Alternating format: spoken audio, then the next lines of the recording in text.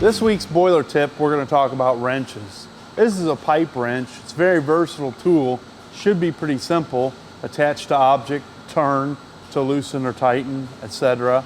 But in some cases on a boiler, this can kind of be a problem. So let's look at this. When we've got a relief valve that's surrounded with insulation, either on the boiler pressure vessel or in this case the piping, it's difficult to get in there with a wide pipe wrench jaw. And a pipe wrench can also leave scar marks on the valve, which your inspector might not be very pleased with.